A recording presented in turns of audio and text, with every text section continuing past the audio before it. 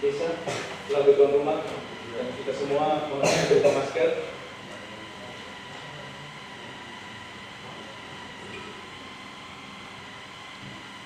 Saya siapkan materinya.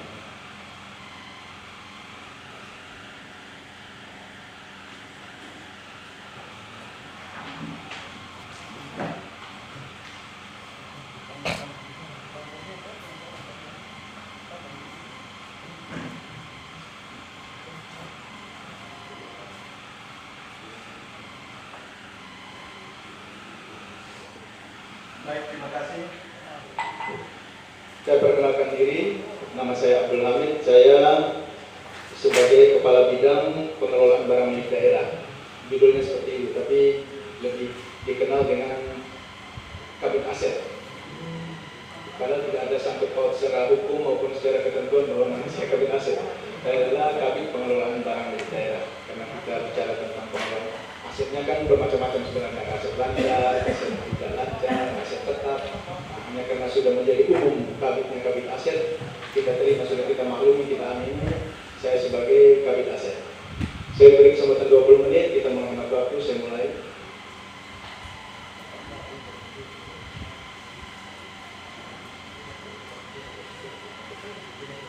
Bapak Desa yang kami hormati bersama perangkatnya, Bapak Bapeda selaku narasumber, Bapak Hukum selaku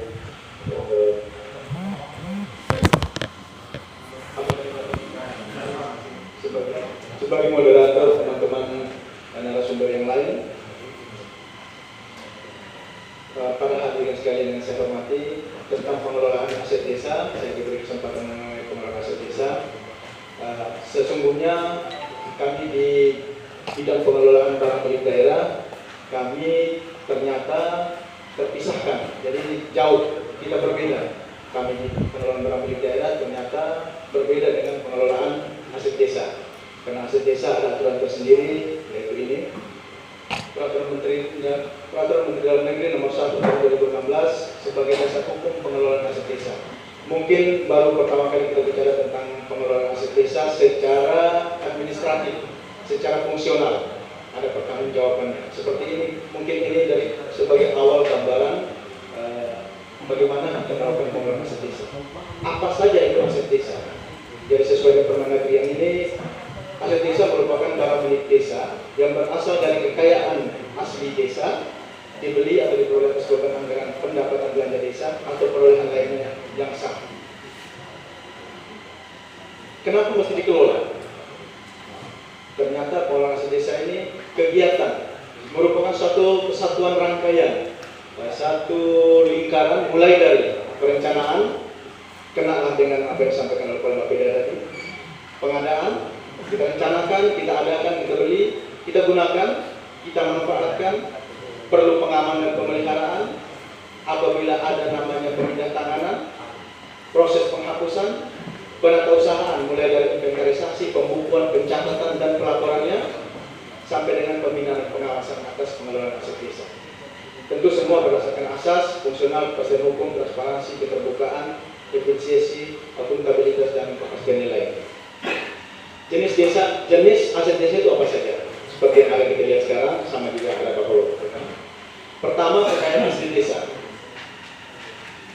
Karena dasar aturan yang dibuat dari Jawa sana, mereka di sana ada seperti ini. Kekayaan asli desa itu tanah kas desa, pasar desa, pasar hewan, ada tambatan perahu, bangunan desa, pelelangan ikan yang dikelola desa, atau pelelangan hasil pertanian, mata air yang berskala besar, tempat-tempat permandian umum, dan lain-lainnya. Yang kedua, jenis aset desa diberi atau diperoleh atas beban APBDes. Ini yang kita belanjakan ini, yang pengadaan ini, kita belanja barang-barang yang kebanyakan melalui tahap ini, dibeli atau diperoleh atas beban APBDes. Diperoleh dari hibah atau sumbangan sejenis. Nah, ini juga seperti yang disampaikan oleh Pak Beda tadi, banyak terjadi di Sumba Barat ini, kita peroleh barang hibah atau perolehan dari pihak lain. Yang saya temukan banyak di sekolah-sekolah di sini adalah seperti kamar mandi oleh Sumba Foundation ataupun Save the Children. Selanjutnya jenis aset desa diperoleh sebagai pelaksanaan perjanjian atau kontrak atau ketentuan peraturan perundang-undangan. Kalau perjanjian atau kontrak, kalau desa melakukan belanja pengadaan misalnya sebuah bangunan, nah itu melalui kontrak. Jadi kita pihak ketiga kan. Kalau perundang-undangan misalnya karena kita menang putusan pengadilan atau karena kita pemekaran desa, maka kita dapat aset desa melalui proses itu. Hasil kerjasama desa, mungkin di sini belum terlalu nampak, tapi kalau saya kasih contoh misalnya kita punya PLTDM biomasa di Dodobulan, seadanya itu jadi dan kita serahkan ke desa, kerjasama dengan pihak ketiga, misalnya di sini ada PLN, misalnya provinsi atau PLN-nya Rayon Sumba ini, maka kita dapat hasilnya. Hasil itu sebagai salah satu perolehan aset desa. Perolehan lainnya yang sah. Saya lanjut tentang manajemennya, unsur-unsur pengelola aset desa. Saya mulai dari kepala desa.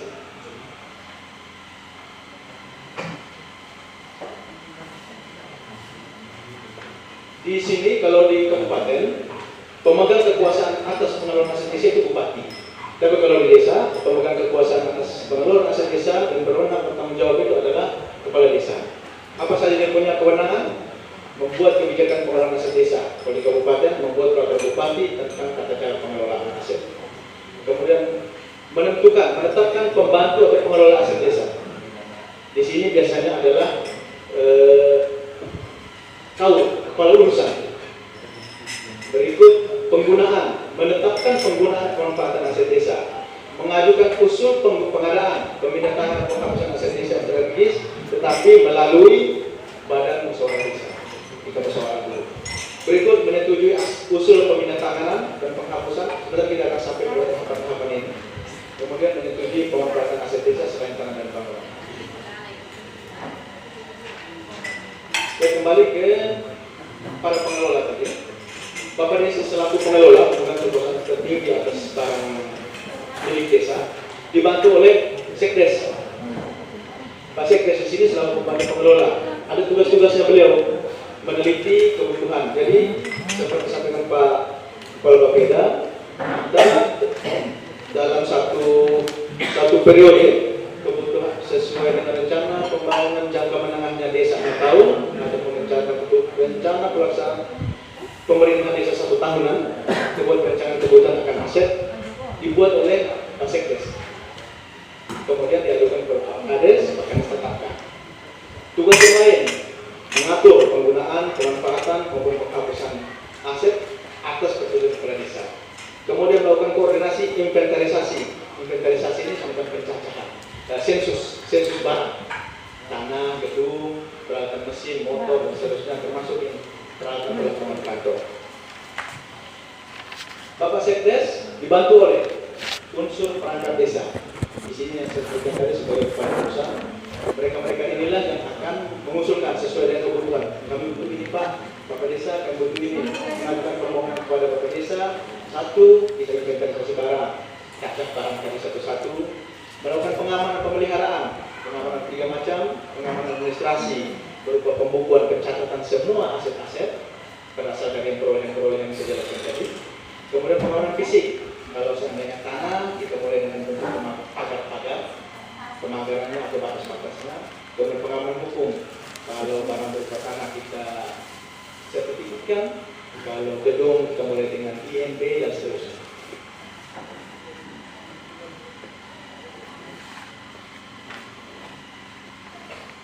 Saya mulai dengan perencanaan. Pada saat perencanaan ini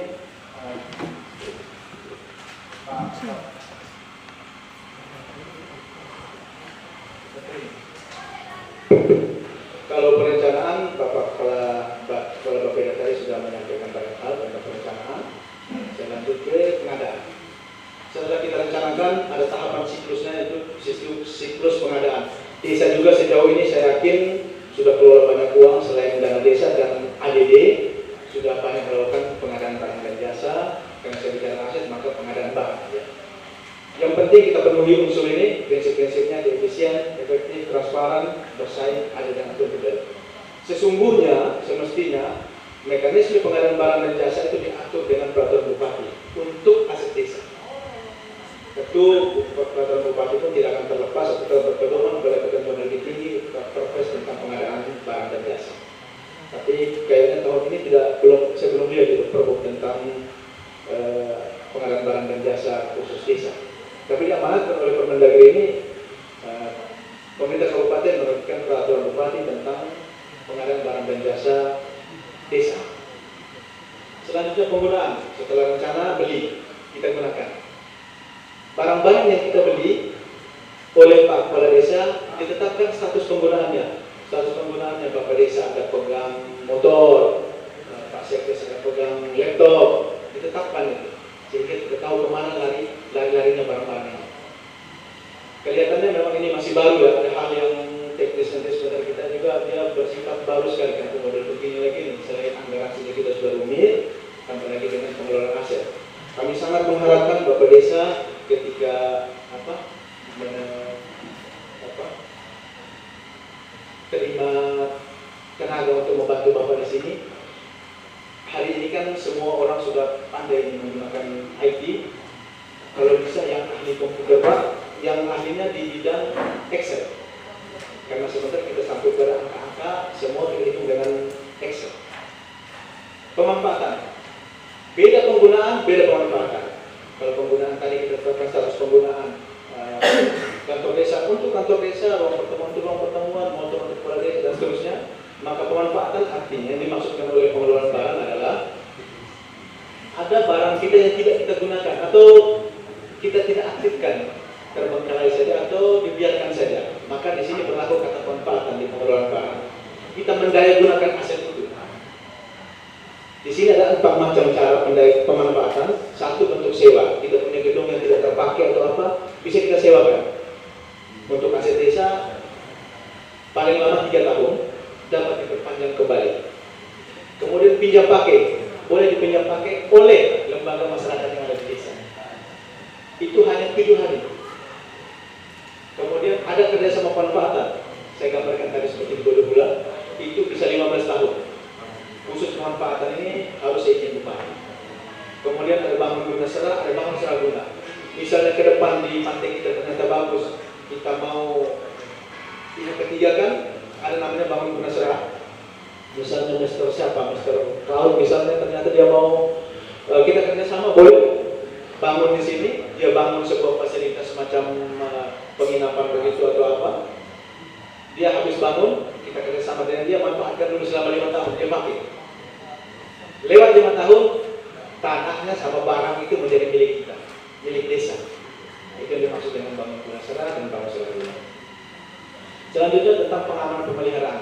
Sama seperti juga barang milik kita sendiri, barang-barang aset desa ini perlu kita amankan. Hasil habis kita rencana, habis kita adakan, habis kita gunakan, yang tidak kita gunakan kita manfaatkan, kita pelihara.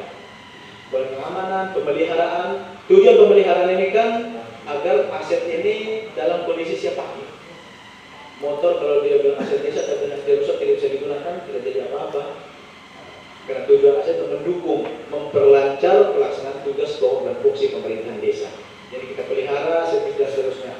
Seluruh beban pengamanan dan pemeliharaan dibebankan kepada APBDes. Selanjutnya tentang penghapusan. Setelah rencana, belanja, manfaatkan, penggunaan dan seterusnya sampai pada satu penghapusan. Ada tahapan di mana barang-barang ini menjadi tidak dapat digunakan lagi. Ada tahap yang namanya penghapusan. Itu kegiatan menghapus, meniadakan aset dari data inventaris desa dan khusus kepala desa untuk membebaskan para pengelola aset desa ini dari tanggung jawab administratif dan fisik atau barang yang berada dalam penguasaan. Macam-macam penghapusan karenanya. Satu, karena beralih ke kepemilikan, kita pindah tangankan, kita jual atau kita hibahkan. Bisa juga karena pemusnahan. Kalau besok lusa, kursi atau dan lain sebagainya yang sudah tidak bisa dimanfaatkan, bisa dimusnahkan. Mekanisme dan penghapusan. Saya lanjut. Pemindah tanganan.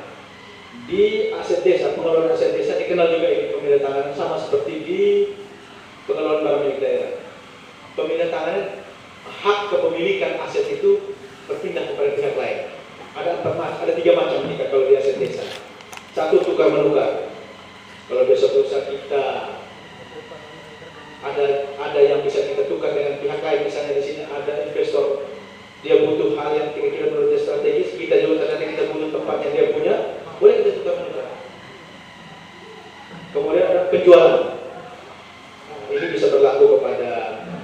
tanah ataupun tumbuhan-tumbuhan yang dimaksud di sini yang seperti jati, mahoni dan seterusnya. Ada penyertaan modal. Ini yang berlaku banyak ini aset desa, bukan uang ya. Yang saya maksudkan aset, karena kami pengelolaan barang, maka aset desa bisa kita ikut sertakan dalam peningkatan pendirian maupun pengembangan BUMDes. Hanya satu memang peluang ya. Kalau kami di Pemda bisa juga ke bank, tapi kalau di desa hanya satu di BUMDes. Tapi dalam bentuk barang bisa kita jadikan sebagai penyertaan modal. Hasilnya kita perjanjikan, kita ambil kata istilahnya dividen, hasil apa? Bagi hasil seperti itu. Saya lanjut tentang penatausahaan.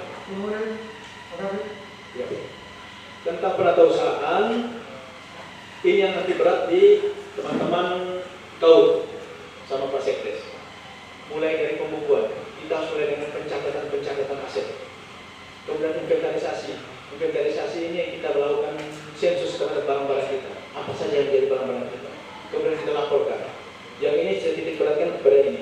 Mudah-mudahan masih ada waktu ke depannya. Kami ada waktu kami untuk bisa memberikan tentang bagaimana cara melakukan pencatatan, pembukuan, bagaimana inventarisasi dan bagaimana melaporkan. Seperti ini gambarannya. Bahwa aset desa itu dibagi dalam 6 kelompok, 6 penggolongan aset. Satu namanya KIP A. KIP A ini khusus bicara tentang tanah. Mulai dari tanah perkampungan, tanah pertanian, tapi yang milik desa ya, bukan milik umum. Tanah perkampungan dan pertanian seperti yang ada di sini, ada juga di bawah Bapak lihat. Itu masuk dalam kelompok KIP A namanya. KIP itu kartu inventaris barang. Kartu inventaris barang. Yang kedua, kelompok peralatan dan mesin. Itu KIP B. Apa saja dia? Ini. Ada alat besar, alat angkutan, alat bengkel, peralatan peternakan, peralatan rumah tangga, studio dan sebagainya, sampai dengan perlengkapan peralatan kantor. Itu masuk di kelompok B. Catatan. Selanjutnya KIP C. KIP C khusus mencatat tentang gedung dan bangunan. Seperti ini. Kalau gedung dan bangunan, bangunan apa saja ini? Mulai tempat kerja, bangunan gedung, bangunan instalasi, bangunan tempat ibadah, rumah. Tapi yang menjadi milik desa dicatat dalam kelompok ini. Kemudian KIP D, jalan jaringan irigasi. Seperti dijelaskan Pak Bapeda tadi, ada juga tentang jalan jaringan irigasi. Bukan tidak mungkin ke depan desa memiliki ini. Jalan, jembatan, dan seterusnya dicatat dalam KIP D. Kemudian KIP E, aset tetap lainnya. Aset tetap lainnya ini penggolongan mulai dari buku-buku, karena jenisnya tidak mungkin dia gabung dengan gedung, tidak mungkin dia gabung dengan tanah, tidak mungkin dia gabung dengan peralatan mesin. Makanya dia khusus aset tetap lainnya. Ternak, tumbuhan masuk dalam kelompok ini. Kemudian KIP F, konstruksi dalam pengerjaan. Biasanya kita kena dibatasi oleh tahun anggaran. Misalnya Bapak Desa ada bangun pagar, kemudian sampai 31 Desember ternyata pagarnya belum selesai. Maka pagar yang belum selesai dihitung progres. Progresnya itu kemudian dimasukkan dalam kelompok ini, kelompok KIP F, pekerjaan konstruksi dalam pekerjaan. Dalam laporan keuangan nanti, dengan adanya pelaporan aset ini, laporan keuangan akan ada namanya laporan operasional, laporan LRA, laporan realisasi anggaran. Bapak sudah pernah, apa yang dibelanjakan kan dipertanggungjawabkan. Nah, kemudian laporan SAL, neraca dan seterusnya, arus kas. Dari semua ini aset masuk, ada 4 kategori yang masuk. Laporan realisasi anggaran ada, belanja modalnya, laporan neraca ada, CART ada. Saya di sini memberi gambaran tentang tanah. Nanti tanah model seperti ini, Pak.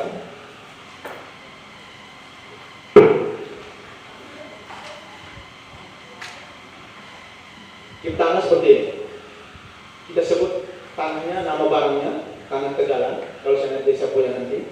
Kemudian kode barang, register, luas, tahun pengadaannya disebutkan di sini, letak alamatnya.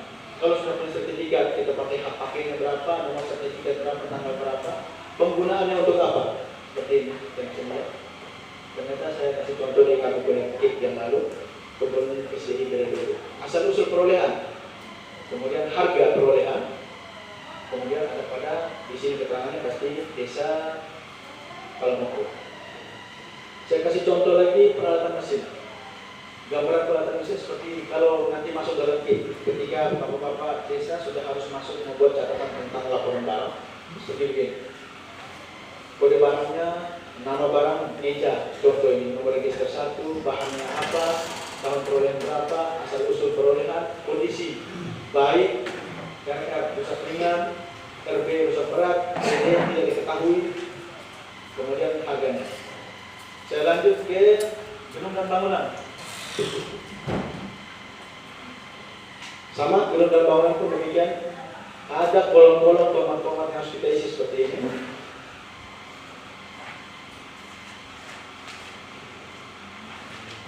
Yang kalau nanti dalam akhir tahun akan muncul di neraca seperti ini. Neraca ini muncullah aset, ada aset lancar, ada aset tetap, ada investasi. Aset tetap tadi masuk ke sini, Pak. Tanah berapa, yang KIP tadi, contoh tanah berapa perolehannya, letaknya di mana dan seterusnya, akan muncul di sini angka-angka. Makanya saya berharap betul di sini Pak Bapak Desa rekrut tenaga yang ini baru bisa. Biar jadi contoh kepada desa-desa yang lain bahwa saya punya desa tangguh dengan administrator ulung semua, terutama yang buat Excel. Ini contoh neraca. Kemudian penilaian, khusus penilaian untuk yang barang dimanfaatkan tanah dan gedung bangunan dengan pemindahan tangan, desa harus melibatkan pihak kabupaten. Jadi kita inventarisasi bersama, nilai bersama. Bila perlu, hadirkan penilai publik yang diambil pemerintah. Pembinaan, khusus pembinaan ini, Bapak ternyata desa dan seluruh dari pusat sampai ke sini. Jadi dari menteri melalui dirjen bina pemerintah desa, gubernur, terus bupati, terus camat. Hal ini yang terakhir disampaikan bahwa sesuai amanat peraturan menteri ini, satu, kekayaan milik pemerintah desa, milik pemerintah dan pemerintah kabupaten yang berskala lokal di desa dapat dihibahkan kepemilikan kepada desa. Aset desa yang telah diambil alih oleh pemerintah daerah kabupaten, karena dulu belum bicara seperti undang-undang desa, harus dikembalikan kepada desa, kecuali yang sudah menjadi fasilitas umum. Yang ketiga, mekanisme penyerahan kekayaan desa berskala lokal di desa dan pengembalian aset desa dilaksanakan sesuai ketentuan peraturan perundang-undangan. Kami sudah bahas beberapa kali juga ini. Saya berharap karena desa 67, terus kami tentu tidak bisa sekaligus, kami bertahap. Kami akan menyerahkan aset-aset desa yang ada di desa, termasuk tanah-tanah desa, termasuk gedung bangunan dan seterusnya, kantor-kantor desa dan seterusnya. Kira-kira demikian yang dapat saya sampaikan untuk materi ini. Kita berlanjut sebentar di tanya jawab. Saya kembalikan kepada Bapak Moderator.